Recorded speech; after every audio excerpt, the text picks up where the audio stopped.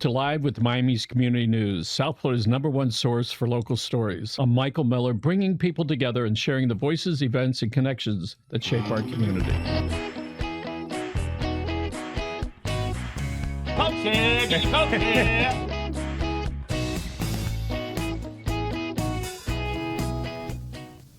Thank you for joining us. I'm Michael Miller, and we're going to hear about the real estate market, specifically the condo market east of I-95, right, in the greater downtown area.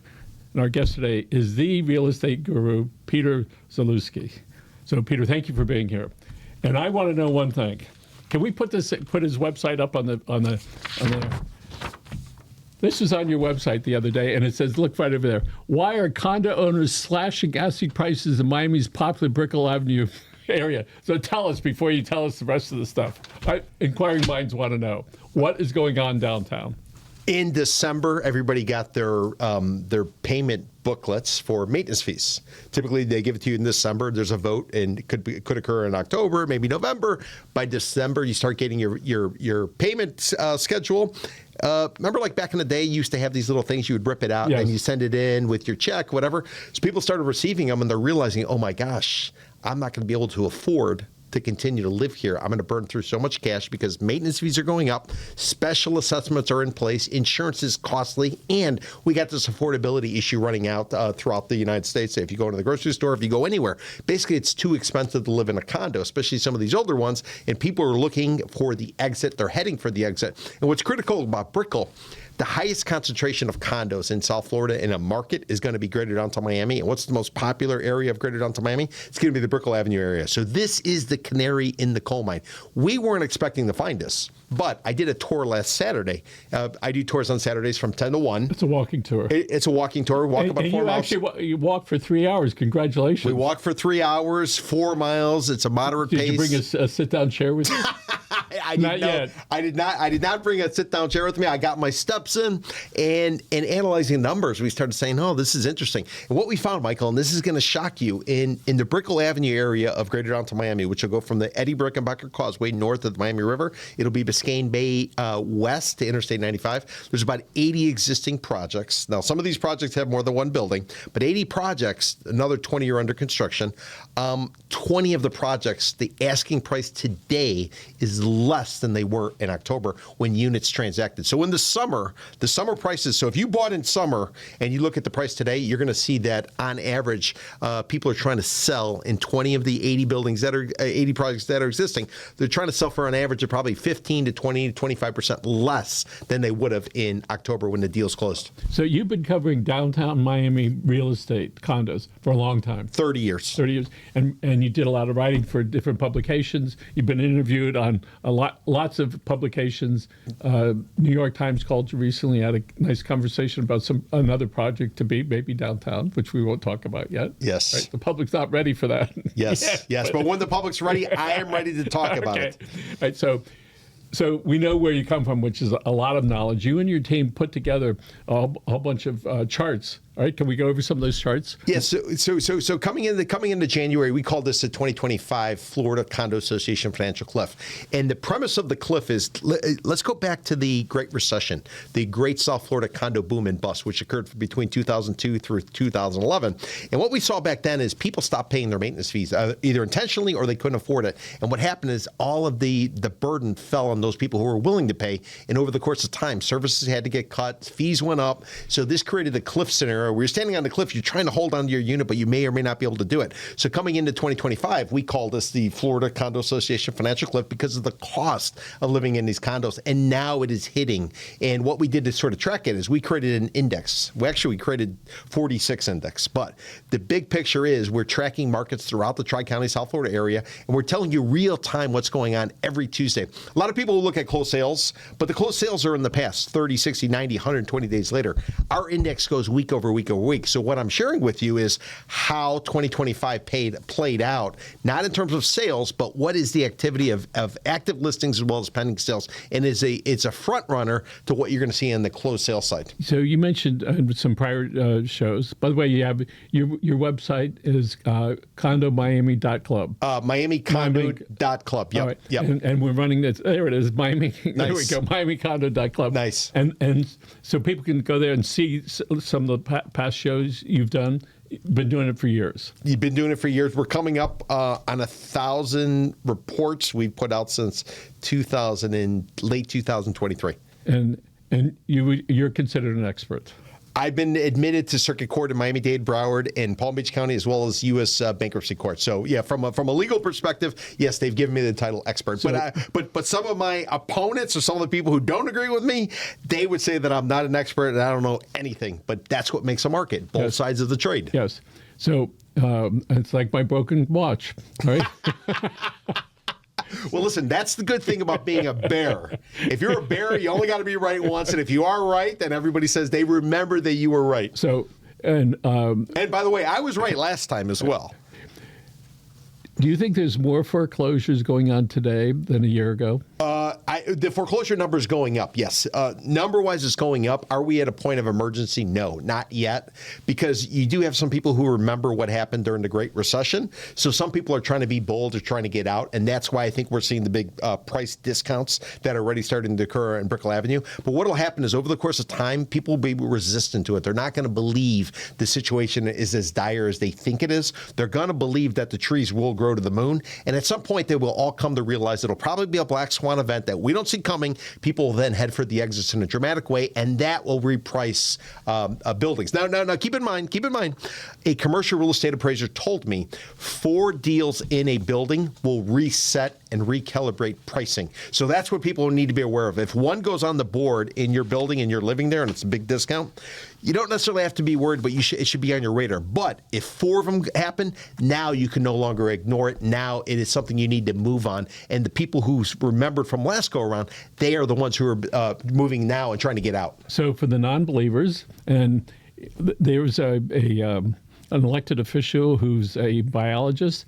He says, Michael, you know, this 10 years ago, he says, there's some people that are really concerned about the sea change, you know, how it's going to affect Miami, that are moving because of what is going to happen. And over those 10 years, we start to see some of those things happening. So what you're telling me is you're already seeing those things happening? Yeah, right? well, we were anticipating it, but now it's actually taking hold.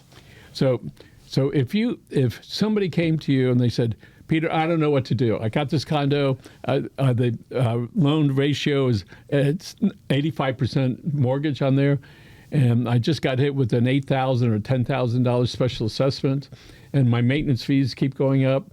Well, what should we do? Well, I would tell you first and foremost, there's 2 ways to do it. One way, if you want to know what your place is worth, figure out what you can rent it for monthly. Whatever monthly rent you can get, that will represent 1% of your real value. So if you're getting $3,000 a month in rent, that means your place is worth $300,000. It's not worth the $1 million that you were led to believe it's worth. Why? Because investors coming in today, they are not buying for posterity. They're buying for numbers. They're buying for a return. And as a result of that, whatever the rent is, that is basically going to drive what the real value is. And it's easy to find out the rent. They can go look around and say, I'm looking for a downtown area, this. Something it may be in the same building. So we have a lot of people that are getting sort of worried. Yeah, well, listen, I've been barking about this for 2 years because you could see, statistically, you see stuff happening. Remember, in real estate, it takes 3 times as long and typically costs twice as much. That's kind of my guiding principle. So we've been going on and on and on. And if you remember last time I was here, what I told you is we pulled the numbers from the Great Recession. And what we found is... Tell everybody when that was. All right, so the Great Florida condo boom and bust occurred between 2002. Remember, we were coming out of September 11th. Ellen Greenspan, the Federal Reserve Chairman at the time, cut interest rates. That led to a building boom down here. You only had to put down a 20% deposit. Financing was readily available because President George W. Bush at the time wanted everybody to own homes. Financing became available, and as a result, people flooded into the market. They started buying pre-construction. At the time when they first began the great boom, you were getting a 10 cap on your return. And what does a 10 cap mean? That means basically if you invest in a condo, you're going to make 10% on your money. For instance, if you were to invest in a condo today, you're going to make 0.8 8% on your money. If you put your money in a CD, you're going to make about 4%. If you put your money in the Dow Jones this year, you would have made 10%. If you put your money in the NASDAQ, you would have made 20%. What do you get on a condo today in South Florida? 0.8. You're not even getting 1%, and inflation's at 3% and rising. So you're actually losing money. And then when you go ahead and try to rent it out, chances are your cost to carry that unit with maintenance fees, property taxes, everything else, you are going to be subsidizing a tenant to live in that place. All right, let's talk about the vintage condos. 30 years or more as a result of the Surfside collapse back in June of 2021. So most of those folks are going to have their 10-year inspection coming up within 10 years. Well, all the inspections were supposed to be done by the end of 2025. Excuse me, by the end of 2024. Many of them missed it for a variety of different reasons. Now, all the inspections, for the most part, should be done in 2026. Tomorrow, now these associations are either going to have to start collecting reserves to pay for the work that was identified in the inspections and or take out a loan. And some loans, banks don't want to finance it, so they're going to Wall Street. You know what some of these loans, what the interest rates are? 9%, Michael. 9%. If you take out one of these loans, and how long is the term? Well, I was told by one property management gentleman who owns a property management company managing about 4,000 units in Miami-Dade and Broward County. He's saying a 25-year loan at 9%. How do you get yourself out of that? Mortgage rates today are coming in north of 6%, just to give you context. Okay. Wow.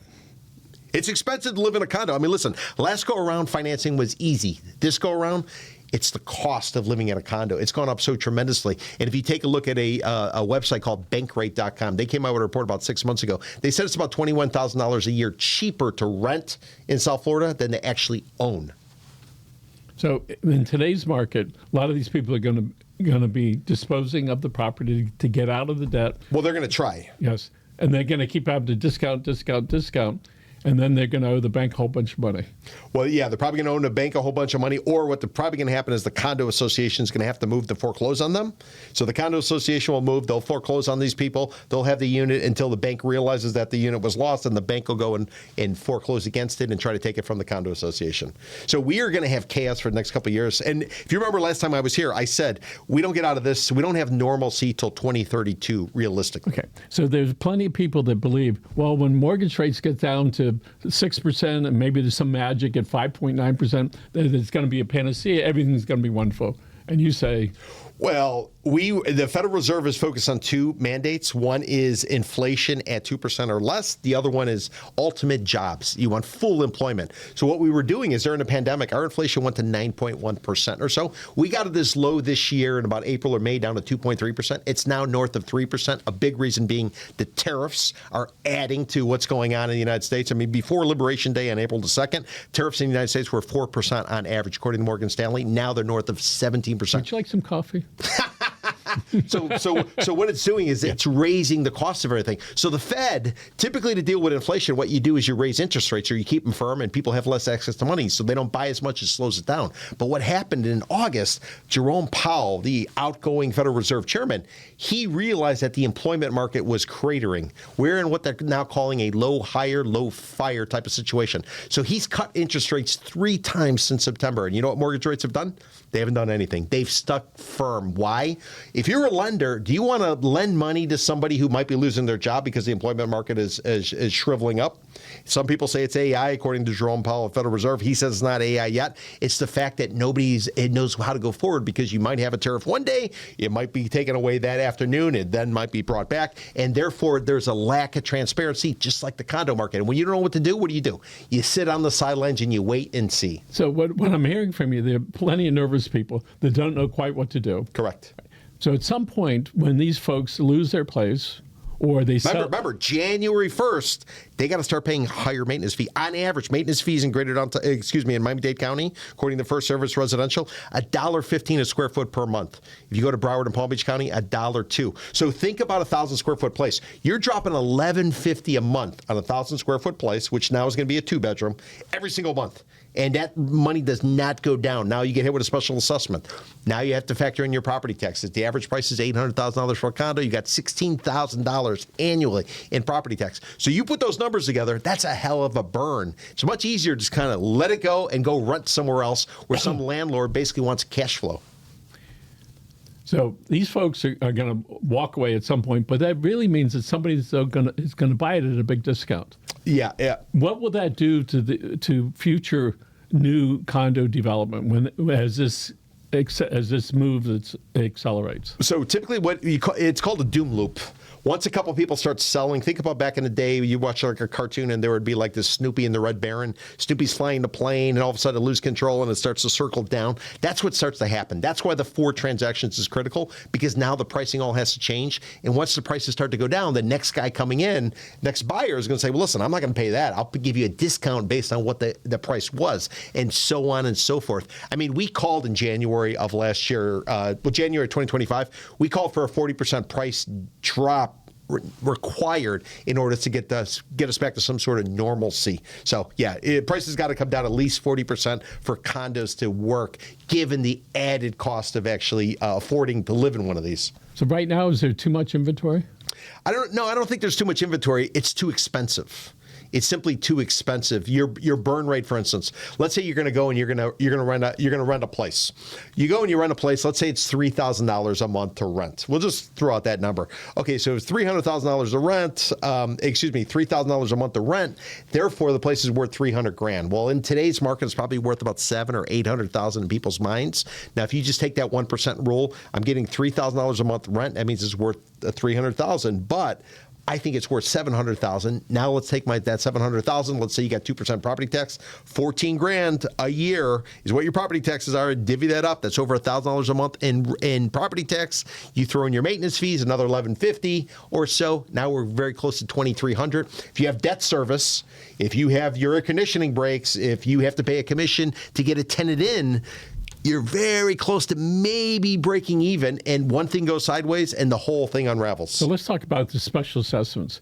You Yes. mentioned before, if in a condo, Yep. this 2-story, this is on average 3-story, 4 stories. Tell us those figures again. So all the inspections are being done. This is a result of the Surfside condo collapse in June of 2021. Nearly 100 people died. $1 billion settlement was paid out to the families of the victims. The insurance company got the legislature to go ahead and make some changes to make sure all these buildings were going to be studied. The study should all probably come to a conclusion sometime around now. Once all that information comes out there, they will have hard data. But based on our best guesstimate, talking to people following this market, we will tell you if your building is up to 4 stories tall, you're probably looking at about a $25,000 special assessment.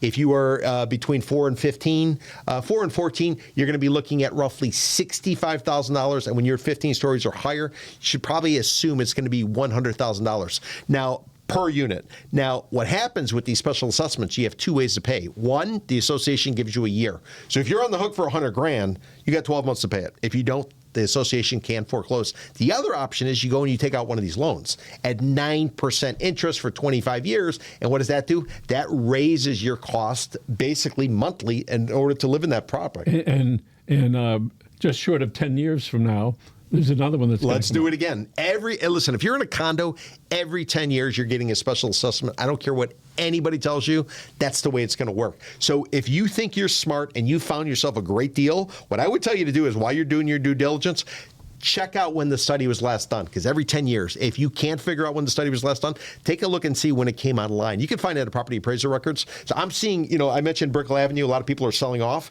It's interesting, as you go through it, a lot of these buildings came online in 2017. Why is that important? Well, they're coming up on 10 years, which means you can assume there's going to be a special assessment. Therefore, people are running for the exits because they don't want to have to deal with it. They want the next buyer downstream to take that on. That's why the buyers have to be extremely savvy, and they have to work with people who understand the process. If you're going out there and you're trying to DIY it, it could go sideways. It could go sideways in a really big way. And remember, you make your money in real estate on the buy, not on the sell. If you buy right, you're going to make money. If you buy wrong, you're probably going to get crushed. We're going to give you a break here. Let's put up his website so we can talk about your website over here. Okay. First, let's look. This is your website at Miami Condo. .club, right? Yep. So, and you also have a show called buy, sell, hold. I do buy, sell, hold. I do that with Daniel Hernandez over at Compass Real Estate. We do that on Fridays. We go back and forth about some of the biggest stories of the week where we discuss things. And big stories, a huge piece of property sold, I don't know, for $500 million the other day. $520 million for 2 pieces of dirt on Brickell Bay Drive and effectively like Coral Way. So everybody knows where Ken Griffin has his site. It's right next to the Jade Brickell. Well, 2 sites immediately north of that just traded for $520 million. So there's a lot of money coming here. In the meanwhile, people that are owning the condos just plan on spending a whole bunch more money and not improving your lifestyle at all. That's just to keep where it's at. Well, listen, here's my message about that 520. The $520 million transaction, okay, it was done by at least 3 parties. Why? They didn't have enough cash to pay for it, but they thought it was a good investment. If you look at the people who took it down, one of them has a track record. He's gone through the process. He's built a couple condo towers. I would venture to guess that project for 520, that will basically be the pinnacle. That will be the property everybody looks back at and say, oh my God, can you please believe they paid that much for these 2 sites as time goes by? Because there's always a deal like that. Last go around, what was it? It was a property where the Aston Martin went on. And during when Aston Martin went up, that developer was coming out of Argentina. You know what their specialty was? They had grocery stores in Argentina. Therefore, they were equipped to go ahead and build condos. Same type of situation is playing out here. Maybe I'm proven wrong, but I would take the under on whether or not that's going to be a successful deal. Years ago, the Miami Herald's property was sold. Yes. If I remember right, it was Genting, out of Malaysia. Yep. Yes. So it was a couple $100 million. And it seemed like a lot of money. But then there was someone that almost paid $1 billion for it. But David Martin of Terra Group had it under contract for $1.2 billion. You know what happened? He couldn't get the financing. Why? Because people ran the numbers. It's one thing to go out there and bark about what a great area this is. 1,000 people a day are coming to Florida. We're the gateway to Latin America. Well, that's all fine and good, but then when the finances come in and the numbers come in, it starts to become challenging. Do you think that group that paid $520 million for 2 sites on Brickell Bay Drive, you think they wanted to work with 2 other partners? No, not at all. They couldn't make the numbers work, and they had to get creative in order to push it over the finish line. And why they do it at the end of the year? They probably had some sort of deadline by the seller who realized the market was turning. We need to get the heck out ASAP, and that's what happens. Always watch the locals. If the locals are selling, follow their lead. If the locals are buying, follow their lead. And I would point to two developers you should pay attention to. One is Swire Properties. We all know Swire Properties. They came here in 1979. They did Brickell Key. What have they been doing? Liquidating. They sold the Brickell City Center. They're selling their land. Why does somebody think they know more than Swire, who's been here since 1979? Who's the other developer? Crescent Heights. Crescent Heights, according to the Real Deal, they sold their office building on 22nd and Biscayne Boulevard. When locals are selling, that is a sign to you to pay attention. When out-of-towners come in and think they know more, that's a sign that we are over our skis. And so you think that's where we are now? Oh, yeah, we're so far over our skis. This is the last remnants. This is the person showing up to the party late. Everybody's already got a buzz on, and they're trying to catch up, and they're drinking and they're eating because they know the party's going to be coming to an end. You mentioned last time you were here, you thought the condo market would straighten out within a certain number of years. You remember what you told me? What year? 2032 is when we return to normalcy. Yeah. And so that's 6 years. Well, but understand how it goes. So Surfside hits 2021. Insurance industry makes some changes. We were supposed to have the studies done, structural integrity reserve study every 10 years, milestone inspection at year 30, generally speaking, and then we were going to go ahead and fix it up. Well, people couldn't get them done. Now you're actually beginning the process of fixing it up or terminating. Some of these buildings are going to go sideways because they don't have the cash. That'll take a good 2 years or so to get it done, maybe 3. And then as we go forward, now the condos that got terminated, they're going to have to resell them again. They're going to then have to build them. So that takes you past 2030 till we have some sort of normalcy in the market. Will there be less condos built in the next couple of years? Yes, built, yes, but marketed, no. We're probably going to have more condos that are going to be marketed because some of these old buildings are going to get taken out. There's something in Florida where you can terminate a condo. You can recycle it. So when you walk into a sales center and say, listen, this is the last piece of waterfront land. There's never going to be another one. You need to move today. That's complete BS. Why? Because you can terminate a condo. Just like you create a condo, you can terminate it. You notify the state. The state notifies the property appraiser. All of a sudden, they rip it up, and now you revert back to an apartment building. You knock it down, and you do it all over again. That's what we're going to be going through in the course of the next couple of years. So what do you want the guy that lives here with his wife, a couple of kids? Yep. Maybe the husband's making a bunch of money. Maybe the 2 of them together are doing fine. What do you want them to know? Well, what I want them to know is if they are going to play the game and invest, rely on fundamentals. There's something called the 1% rule, or there's something that's just a basic capitalization rate. Just Google it, ask AI, you'll figure it out. Anything you're going to buy, make sure the rent will cover. Now, you might say, this is my forever condo.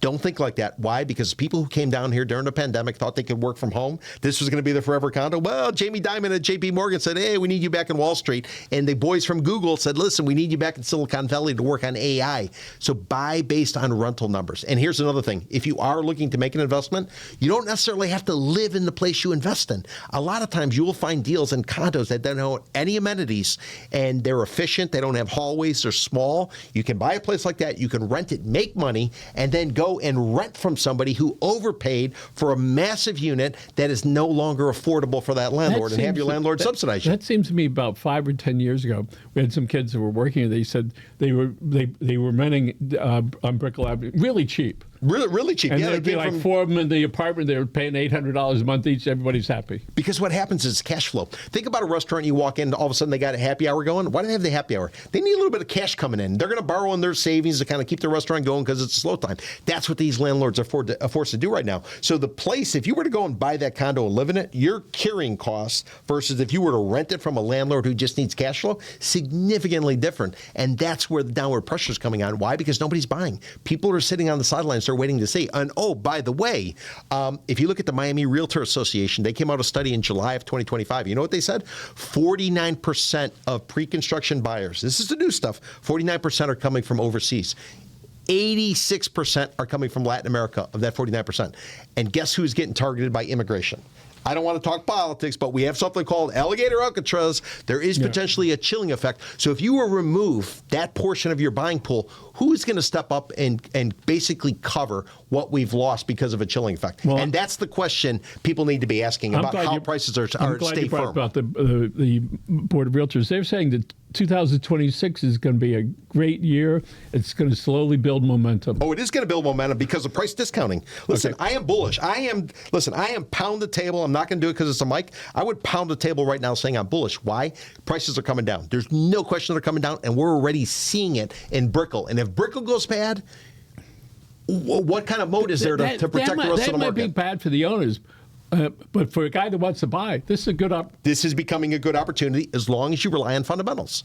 1% rule, you can look it up on Investopedia or anything, or a capitalization rate. What is the rent? What is my cost? Run the numbers. If the numbers make sense, yes, you can go in there. And by the way, if you're going in to buy a condo, make sure you get a signed report. Make sure somebody signed it, a licensed architect, licensed engineer. It's called a Structural Integrity Reserve Study. That's like a general study done every 10 years, or a milestone inspection. Once you got that report, it's like buying pre-owned, like a pre-owned car where they give you it all laid out. Then you can pull the trigger. So let's say there's a 20-year-old building. They just had, or 30-year, anyway, they just had their 10-year, and it wasn't too bad. Yep. But the next one, don't worry. They're going to make up for it because the roof gets old real fast. Well, and this is why you got to go in with a horizon. Many investors will come in with a 3, 5, 7-year horizon. A real estate cycle is typically 7 to 10 years.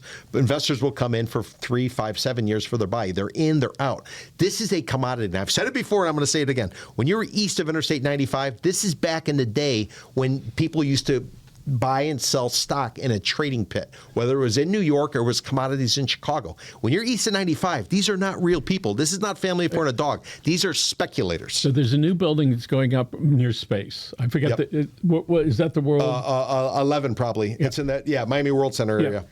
So they rely on people that are travelers that are stopping by, or the people that are living there. So this also affects the businesses that are there.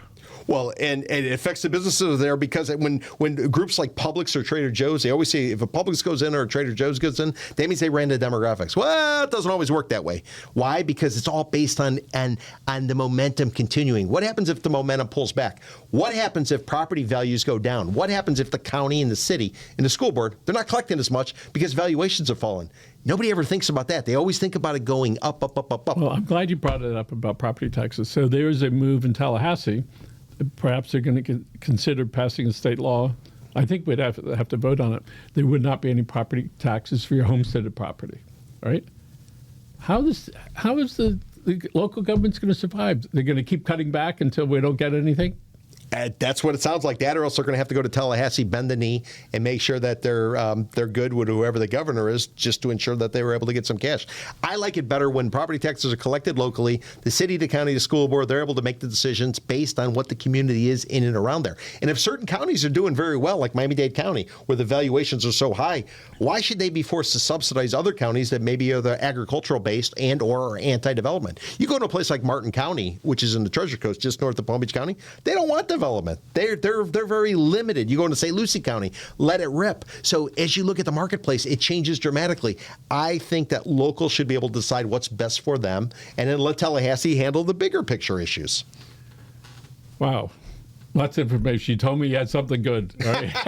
But listen, though, going into 2026, I think people should be optimistic. I think if you were a seller, you should have taken a step to either firm up your stance. Think about like a hurricane warning coming. We don't know if it's going to be a Cat 5, a Cat 1, a Cat 2, but something's coming. You need to prepare yourself if you're an owner. How do I get through the next couple of years if rents start to come down and my costs are too expensive? And if you are a buyer, the right time to buy is when the numbers work. The numbers have to work, and if the numbers don't work, don't pull the trigger, and don't buy into this 1,000 people a day in Gateway to Latin America. What good is being the Gateway to Latin America if we have tariffs in place that are anti-trade and we have an immigration policy that has a chilling effect on the people we traditionally sell to? So that's the part I would sort of point out to people. Listen, if you're listening to me and you're saying, yes, I'm right, I want you to know there are people out there still who think that, this way, so you're not the only one. All right. Let's talk about you for a little bit. Okay. What media did you write for many years ago? Oh, I came down here, worked for Miami Today back in 1993. I did that. I then went over to I was at South Florida Business Journal. I worked for an international trade publication called World City with statistics, and we came up with something called Who's Here. We documented all the multinationals that existed here. I worked at the Miami Daily Business Review where I covered banking. That was my last gig. Then I went into, right at the beginning of the Great Recession, I set up a company called Condo to work on the buy side to use data. After I started that, then the Miami Herald asked me to write a column, so I did that for them for 5 years, and I also wrote a column for the Miami Real Deal for 5 years. So you have Condo Vultures. Is that still around? Condo Vultures is probably coming out in 2026. Why? Because it's a buy-side firm that's focused on distress. Because when you play the distress game, there's a lot of peculiar facets to it that I don't think a lot of people in the market today are equipped to do. And the only reason I'm equipped is that I went through it last time. I went through the courthouses trying to buy stuff at auction, going through all that. There's a lot of people who've just arrived here and they simply don't have it. They'll learn it, but there's no way to make up for the experience. So yeah, the Condo Vulture thing will probably be coming back, I would imagine, in 2026. And it's something that we've assumed. And then you have Crane Watchers. Tell us about that. Crane Spotters was tracking. Yeah, Crane Spotters was tracking all the new construction. I mean, the bottom line, all of this is data. Data. I'm glad you brought that up because when we see that when the condos are selling, when you go to see who bought them, lots of times when you look at it, you find stuff you go, that's really not a sale. There's a lot of that, and what I like to do is I like to go through buildings that are supposedly all sold out, and like you said, take a look at the deeds, and you'll see the developers are still holding a bunch of units. They won't admit to it. They don't want people to know that. But, the good thing about Florida is you do have the sunshine laws, so you're able to get your hands on information. If you know what you're doing, you can basically underwrite a building pretty quickly, and you're able to detect what's reality versus what's spin and what's fluff. So a couple of years ago, probably 2008 and 9, when we were following some of the big sales that were going on downtown, where the developer said, we have a whole bunch of people that follow us when we put up a new building. And then they come in and they put down their deposits. When enough of those investors come in, then we go to the banks. Yep. And they're only there to this next step. Yeah, they're habitual offenders. They tend to be called family and friends. They come in, they get offered the best price. Once they hit a certain percentage, typically like 25%, they will then raise the pricing, bring in new buyers because they could base it off of the original 25%. So these habitual offenders just follow over and over, much like Silicon Valley does with angel investors. Yes. To get a company going, and then once you got some credibility, then you bring in more money and the originals are able to tap out and take their money off the table. This is what they do over and over and over. Years ago, there was all the development just south of Dayland Mall, which is now all those buildings over there. Yep. We did what every smart investor did over there. Bought high and sold low. When we went to close, yes, the attorney on the other side, well, you get this place, for X amount of dollars. I said, okay. And I said to my wife, do you want to go through with it? We were lost a bunch of money because I was getting a little nervous. I had reason to be nervous. I didn't know how much I was nervous I was going to get. It got to a point a couple years later, and I said, all right, well, we got to get out. So we listed it. A month later, no, nothing. 2 months later, finally I said to a broker, a friend of mine, what are they selling for? I said, put it at that. Just because every month I'm losing more and more money, all right? So what's the difference? I could do it today and stop the loss. So there's some people that are going to be out there, they're going, we're paying way too much for this, and it's costing us a lot, and we got 6 more months of money. And so some will decide to sell it and make a big loss. And what it really means is maybe the buyer that comes along is going to get a fair deal. They're going to get a fair deal, but the only question is, are they going to be able to make the numbers work? Like, what is the rent? And my projections are rents are probably coming down. So there's buildings downtown that are $1 million to $3 million. Right? Yeah. The typical asking price is about $1.3 million a door per unit. They trade for about $800,000. The asking rent's about $4,200 a month, and you're able to achieve a median basis about $3,700. So think about what I just said. $1.3 million. Your proposition is if you put down $1.3 million, you're going to get $4,200 a month in rent. Best case scenario. What are you really going to get? $3,700 a month rent on your $1.3 million is basically the proposition. That's not a proposition anybody would want if you could put your money in the bank and you can get a CD to pay you north of 4%. And not have to worry. Yeah, when they call and they say, the air conditioner broke. Well, and that's the thing. And remember, tariffs add to the cost of all of these construction material. If you have to replace that air conditioner, chances are something's been imported. Okay. Can we put up some charts over here? And that's Anzoni. Anzoni, we put the camera on yourself so you can say hi to everybody. Where are you? Where are you? You're there. There we go. That's Anzoni over there. He's running the show. Anzoni, thanks for doing that. So he's going to put, and we're going to look at some charts. Okay. There we go. And so we'll start with this one. Tell us. Oh, so what we're looking at here, the blue line is going to be old or vintage. These are 30 years or more. Black will be the overall market. This is just giving you a month-over-month analysis of what's going on in various markets. And what you'll find is some markets are performing and other ones are suffering. You want to know what the best market is in South Florida? Little Havana.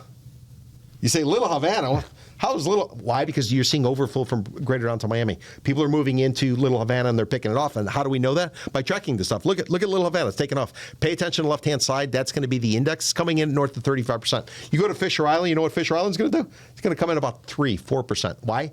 Nobody wants Fisher Island. It's old product they can't get rid of. Miami Beach, greater down to Miami. This is how we're here we go. Look at Fisher Island. When as high as 12, then it plummeted. Now you got a little bit more activity. So what we're doing is we're giving people real-time perspective.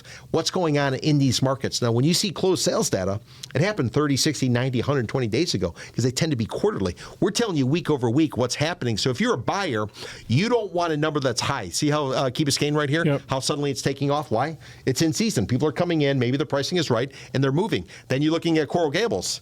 You don't have a lot of interest in Coral Gables because the sellers are probably asking too much, therefore it's nosediving. So when it goes up, that means it's good for sellers. When it goes down, it means it's great for buyers. And this is how we use the information to identify which market you should be playing in if you are an investor. It's one thing if you want to live there and you need the schools and the grocery store or the religious place, but if you're an investor, you can use this type of information to know, okay, this market's in play, this market is going sideways, this is how I can use my time and effort and money effectively. Okay, let's look at one more. So we got West Palm Beach. By the way, West Palm Beach is a very strong market, and Palm Beach County is the strongest market in the Tri-County area. I would argue because you have so much going on with the power structure of West Palm Beach as a result of Mar-a-Lago. There's a lot of people who are moving in. You have Vanderbilt University supposedly opening up a campus there. A lot of money going into West Palm Beach, and because of that, you're starting to see them bid up condo prices. Broward County, by far the worst. The worst. If you were a buyer, go right up to Broward County and look around. You will be able to find yourself some deals. Why? Because everybody's trying to get out. A lot of it tends to be older. About 85% of the product on the market in Broward County is going to be vintage. Palm Beach County will be 80%. Miami-Dade County is going to be about 50% or so. So Broward County, you will get the best deal. Palm Beach County is the strongest market. Miami-Dade County is somewhere in the middle. So a 4-story condo Yep. building. Yep. All right. On average, when the 10-year inspection comes in, what should the owner or prospective buyer consider? Well, we were looking at the 30-year mark. So the 30-year mark is going to be a $25,000 special assessment. I would assume it's reasonable to expect every 10 years you're probably looking at $12,000 special assessment. I don't think that's far-fetched. Just when you put it all together, what the costs are, the labor costs. Listen, I did an interview, and this might be the most important part I tell anybody today, is I talked to a general contractor who does restoration work, the people actually doing this stuff. And what he was telling me is when you're going in, you want to ask how much the special assessment is going to be and how much the project is going to cost. And an easy way to calculate it is every $2 million of cost, it's going to take a year of labor. So when you're going in there, you might say, well, it's only $4 million renovations. Yeah, but the labor. Labor means you're going to have 2 years of guys swinging hammers. You're going to have people walking in with their coolers. They're showing up at 7:30 in the morning, getting ready to start work at 8 o'clock. You got the food truck coming by with the little horn making a noise. The weekends, maybe they're falling behind. They got to do the work on the weekend, so you're laying by the pool, and you got guys with jackhammers trying to take out the balconies. So these are critical things that I don't think people realize when they're going through the process. There's a building up north end of the county. They went through 3 presidents of the boards during the 5 years that it took. There we go. It's just like like the downstairs, whatever, the community area, Yep. a disaster, Yep. right? Money disappeared, or the cost for getting it done, it was skyrocketed. The hallways were a disaster. It went on for years. It'll go on for years. Like you said, every $2 million is 1 year of labor. Oh, my goodness. Yeah, and this is a gentleman who's been doing it for north of 20 years, and he does the concrete restoration, which, by the way, has become the critical part. Before, when an insurance company, I did a podcast with an insurance agent, and what he said before, the roof was number one. That was a critical part. Now, you know what it is? The structural integrity as well as the electricity. Roof is number 3. So the insurance companies actually downgraded it. So when they go in there and take a look at it, they're worried, is the thing stable? Is the thing going to stand firm? And what's the electricity like? Is there an electrical issue that theoretically could create some sort of disaster? So the roof has now been downgraded. Now the insurance companies are worried about a collapse. So we all heard, or a lot of people heard or saw some of the buildings in Sunny Isles Beach have been settling. Yeah. All right. I know settling is like a normalized term. Yep. But it seems to be significant. Well, or is it? I'm not an engineer. I'm not an expert in that. I can only speak to what I've read. So when Surfside went down, the federal government got involved with the investigation. As part of the investigation, they reached out to University of Miami Engineering School, I think it was. They got involved with analyzing these buildings in and around Surfside, which is about 87th Terrace. It's on the northern border of Miami Beach and just south of Bell Harbor. So they got involved with it. They started seeing some things, so they broadened their study. And as they broadened their study, they came to realize about 36 towers were, let's call it, and this is layman's terms, let's say sinking. There's a more technical term, but sinking at a pace that's greater than would have been assumed based on satellite imagery. So the report came out, the University of Miami study. It was peer reviewed by others in that industry. Everybody signed off on it. It was published. The industry in South Florida came out, the developers, the architects, everyone else came out and said, it's not a big deal. These buildings always sink. But what it did lead to is it led us to sort of reconsider, how are we building these buildings and what impact does it have, especially given the fact back in the day in the 1920s, we used to like to make a lot of land. You know how they say, well, they're not making any more land? Well, in South Florida, we did. We made Brickell Key, we made Star Island, we made Palm Island, we made Hibiscus, we made West Avenue, Miami Beach, portions of Sunny Isles we made. All of that was man-made. So then the question becomes, what are the long-term repercussions of this? And I don't think anybody knows, but the fact that the University of Miami's peer-reviewed study indicated that something was going on that was abnormal, I think you need to take notice of that. What it means, can it be stabilized? Can it be resolved? Who knows? AI is coming around. Maybe they're going to figure out something. But it popped on the radar, and typically when something pops on the radar, you do want to do additional due diligence. Let's talk about a young couple. They just got married. They have average jobs. They got a kid on the way, and they can't afford a house. They go, well, let's go rent an apartment, and maybe we'll buy the condo. What's your advice for them at this point? All right, so if they just had a kid, what I would do is I would probably go and invest. And return them. Well, I would I would invest in an area that is on the fringe, some area that you think the market will grow into, some market where you think that you're going to be able to get some development. A good possibility is maybe even like a duplex or something that in the future can be torn down and replaced. I wonder if Anzoni's listening to us.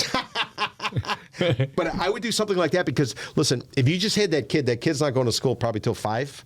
or so if they're going to go to public schools. So you got 5 years to play around. Take the risk now, investing something in an area that's up and coming, and an area where the rent will throw off more than what it cost you. And then what happens is as your kid gets ready to go to school, cash out of that. By then we should have been recovered in the marketplace. You're able to make some money on it. You then take that money and you buy into the neighborhood ultimately you would want to buy into. But what I will tell everybody, you did not deserve to have excess space. You do not deserve to have a swimming pool. You do not deserve any of that. When you take that on, realize it comes with a cost. If you want to make the numbers work, keep it tight, keep it simple, keep it minimal, especially for what we're going through right now. The people who all have this excess right now, they are the ones who are going to be suffering, and they're probably not sleeping very well at night right now because they know what's going on. They can feel it. They can sense it. I sense a higher degree of interest and passion than you had 4 months ago when we were talking. It seems what you're seeing is accelerating. Well, because numbers are, the numbers are getting put on the board. Brickell Avenue, the sales price in Brickell Avenue of the summer of 2025, which would have been May through October, versus the summer of 2024, the average price per door, price per unit, is down 18%. Oh. The average price per foot is down 9%. This is real. These are real numbers. This is not like sales have only fallen. Sales are down, price per unit is down, and so is sales per square foot. All of it is suggesting, and Brickell Avenue is a canary in the coal mine. That is the market people head for. They used to head for South Beach. They don't head for South Beach anymore. They head for Brickell Avenue. If there's a sell-off in Brickell Avenue. Yeah, I don't hear South Beach anymore. No. South Beach is, it's for people who don't really understand. It's for newbies who are maybe coming here. So can people go to your website and find more of this information? Yeah. So what we do is we're publishing stuff. When I do my reports, they tend to be very long. So some of the club members, I have a club, and the club is to share information related to the condo industry. We kind of share it. We put it out there. We give you guidance. We give you insight. You do whatever you want with the information. But my reports are too extensive, so they asked me to make it a little bit easier. So I started doing podcasts. So I do podcasts 5 days a week now, 4 o'clock live. You can watch everything for free. If you want to watch it on demand, it'll be behind a paywall. And then you got to be a member of the club. How are they going to find that? Here's your site up here. Yeah, right. There you go. MiamiCondo.club. So we've gone the way of the video, and you can listen to it. You can watch it. You might be doing something else. Maybe you don't want to hear your significant other. You don't want to listen to your boss. Maybe you're on the train. Sounds like a normal day. Yeah, exactly. You put this on, and what I will guarantee you is I'm going to give you straight talk. I'm going to lay it out. You may agree, you may disagree, but we will tell you stuff that the sell side world does not want you to know. Why? Because this is an eat what you kill industry. So the sell side people have to always keep the ball in the air. They have to keep it going. And it becomes difficult in a market like this when the data is pointing in the complete opposite direction. So remember, if you're hearing me and I'm making sense, I want you to know you're not insane. There are other people out here that see the same thing you see. Peter, thank you so much. Always a pleasure. Michael, I appreciate every single time you bring me on here. So we're going to go get some espresso over here. I got to ratchet up my caffeine level a little bit. Hey, folks, thanks for joining us. What camera am I looking at? Okay, right over here. By the way, thanks again for joining us. I want to say hello to Priscilla over here. She handles our Instagram and a bunch of other stuff. She graduated from FIU a week and a half ago. Congratulations to Priscilla. Can you put the camera on her? There she is. All right. Thank you, Priscilla. And we have over there Nestor. Can we get it? There's Nestor over there. All right. He goes out, does a lot of videos, and of course, and Zoni. Thank you for joining us. Remember, the Disney rule, which my brother and I subscribe to, is when you hug someone, don't stop until they do. Have a great day. Bye now.